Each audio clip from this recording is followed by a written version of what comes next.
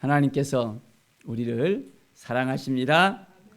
하나님의 마음을 가지고 오늘도 우리가 함께 나갈 때 성령의 그 위로하심과 또 새로운 힘으로 하나님께서 우리에게 분부한 모든 것을 감당할 수 있음을 우리가 알게 되어집니다. 오늘 말씀은 사도행전 20장의 말씀입니다. 이제 예배소를 떠나서 또 마게도냐로 가고 또 석 달 동안 배를 타고 이제 수리하러 가고자 할 때 여러 가지 많은 일들을 거치면서 이제 드로아에까지 이르게 되어집니다. 드로아에서 이제 첫날이 되어졌습니다. 떡을 떼면서 모였습니다. 바울이 떠나고자 해서 그들에게 마지막 열정을 가지고 강론을 합니다. 밤중까지 굉장히 늦게까지 이제 말씀을 증거하고 있었습니다. 그런데 사람들이 엄청나게 많이 모였어요. 그러니까 어떻게 됐을까요? 그냥 옹기종기 있는 것이 아니라 윗다락에 이르기까지 사람들이 많이 참여하게 되어집니다. 이때 유두고라 하는 청년도 같이 그 말씀을 사모해서 이제 3층 위에 기대고 딱 있었습니다. 그런데 어떤 일이 생겼습니까? 바울이 더 열심히 말씀을 증거하는 거예요. 그러니까 이제 유두고가 졸음을 이기지 못하는 거예요. 꾸벅꾸벅 졸다가 3층에서 툭 떨어져 버렸습니다. 모여있는 사람들이 아주 놀란 거예요. 이제 딱 보니까 어떻게 됐습니까? 떨어져 죽어 있는 그 모습을 사람들은 발견할 수밖에 없었습니다. 이때 바울이 딱 내려와서 그의 엎드려서 딱 몸을 갖다가 안고 사람들에게 이야기합니다. 떠들지 말라. 생명이 그에게 있다라고 이야기합니다.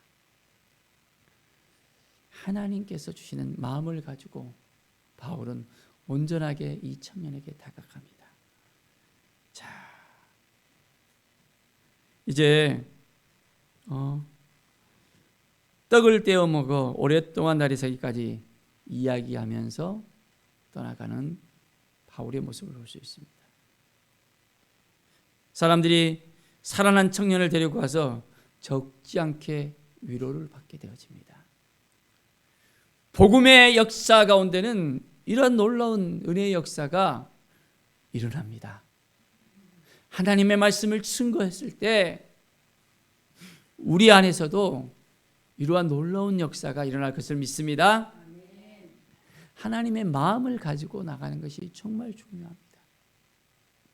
사모하는 심정을 가지고 이제는 졸고 말씀을 보는 것이 아니라 정신을 바짝 차려서 오늘도 말씀 앞에 섰을 때 우리 가운데 놀라운 은혜가 넘쳐나게 되어집니다.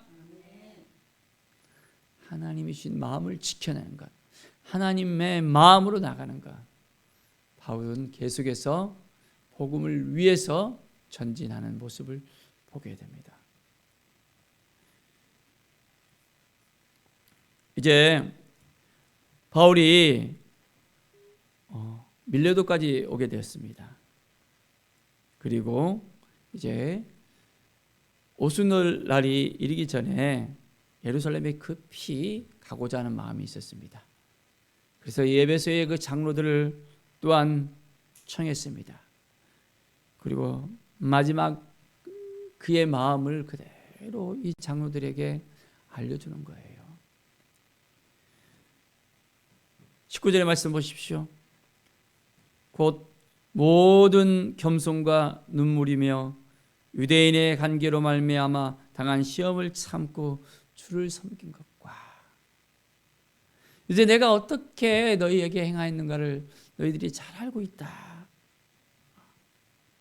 나는 그런 어려운 가운데서도 꺼리낌 없이 말씀을 갖다가 여러분에게 전했습니다.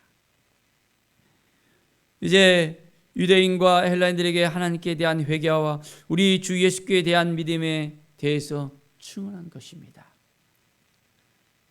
사랑하는 여러분, 이제 저는 성령님에 매여서 성령님의 인도를 받으면서 예루살렘으로 갑니다 라고 고백합니다. 자, 그런데 예루살렘에 가면 좋은 일이 생길까요? 어떤 일이 생길까요? 거기서 무슨 일을 당할는지 알지 못하노라 라고 이야기합니다.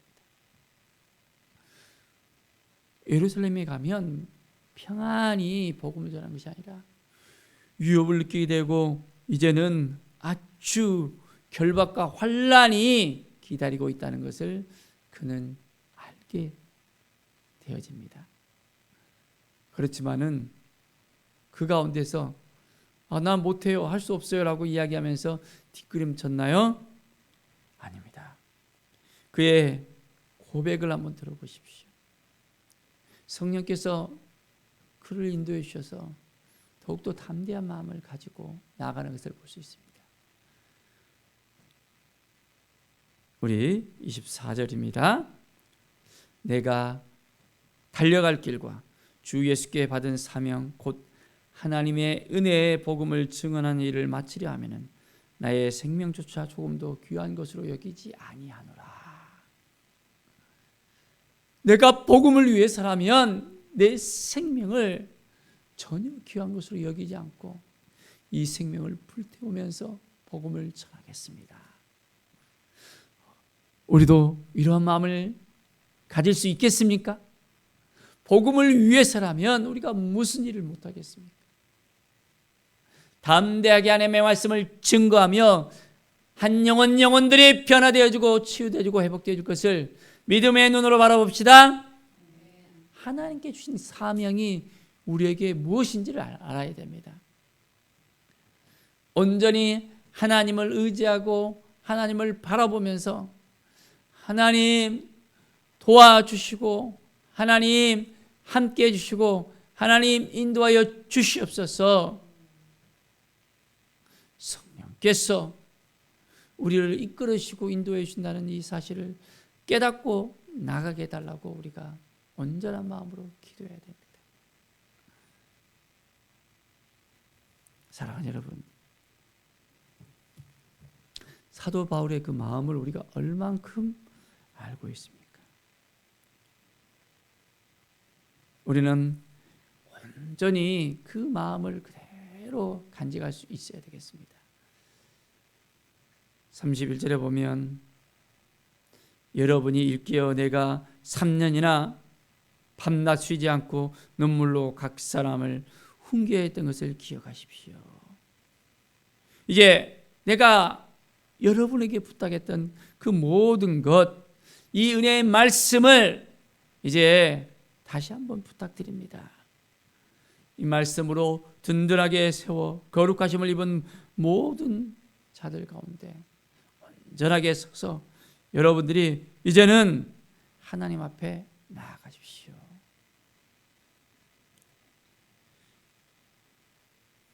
사도 바울은 욕심 없이 온전하게 하나님만을 바라보고 나갔다는 것을 이야기합니다. 이제 여러분들에게 모범을 보였으니까 그 모습 그대로 여러분도 이제는 제가 부탁을 드립니다. 주님께서 또한 말씀하셨습니다. 주는 것이 받는 것보다 나으니라. 주는 것이 받는 것보다 복이 있다라고 말씀하십니다. 주는 것, 아낌없이 나누는 것, 하나님이 주신 이 마음으로 나눌 때 하나님께서 우리 한 사람 한 사람 더욱더 새롭게 해주시고 인도하여 주십니다. 사도 바울의 이 마음을 우리가 얼만큼 이해할 수 있을까요? 예루살렘에 가면 이제 결박과 환난이 그에게 바로 눈앞에 있게 되어지는데 힘들고 어렵고 이제는 온전히 하나님이 주신 이 마음으로 어려움을 당하게 되어지는데 우리가 어떻게 되어줄 수 있을까요? 이 마음을 온전히 가지고 나가야 되는데 얼만큼 우리도 이 모든 것을 감당할 수 있는 마음을 가질 수 있을까요? 자, 함께한 이 장로들은 눈물을 이제는 온전히 흘리면서 크게 울었습니다. 붙잡을 수도 없잖아요. 하나님께서 주신 사명인데, 성령께서 이끌어 인도해 주시는데, 복음을 위해서 우리는 얼만큼 우리의 삶을 헌신할 수 있을까요? 순교의 사명을 하나님이 주신다면 그 사명을 감당할 수 있겠습니까? 다시 그 얼굴을 보지 못하리라는 그 말을 듣고 더욱더 이제는 근심하며 나아가는 장로들의 모습을 볼 수 있습니다. 사랑하는 여러분, 하나님을 의지하고 나갑시다. 하나님만 바라보며 나갑시다. 하나님이 주신 이 마음을 가지고 나갑시다. 하나님께서 우리에게 복을 주십니다. 하나님의 은혜를 날마다 부어주십니다. 하나님이 마음을 주시면 이 마음을 지켜내는 것입니다. 또 이 마음을 지켜내면서 오늘도 우리에게 주신 사명이 무엇인지를 생각하면서 영혼들을 향해서 이제는 우리의 입술을 열어서 담대하게 증거하는 믿음의 삶을 살아가는 우리 모든 성도들이 되기를 간절히 축원드립니다. 기도하겠습니다. 하나님 아버지 감사합니다. 하나님이 우리 가운데 함께 하시고 우리를 지켜주시고 인도하여 주심을 감사합니다. 믿음의 삶을 살아가며 말씀 앞에 서서 주님의 뜻을 구하며 이제는 어떤 결박과 환난 가운데서도 두려워하지 않고 담대하게 복음을 전할 수 있는 그 믿음을 하나님께서 새롭게 하여 주시옵소서. 하나님 감사합니다. 오늘도 우리가 어떠한 삶을 살아가야 될지 말씀하여 주시고 성령의 충만함으로 담대하게 하나님의 나라를 확장하는 일에 쓰임받는 귀한 믿음의 삶을 살게 하여 주시옵소서. 감사드리며 예수 그리스도의 이름으로 기도드립니다. 아멘.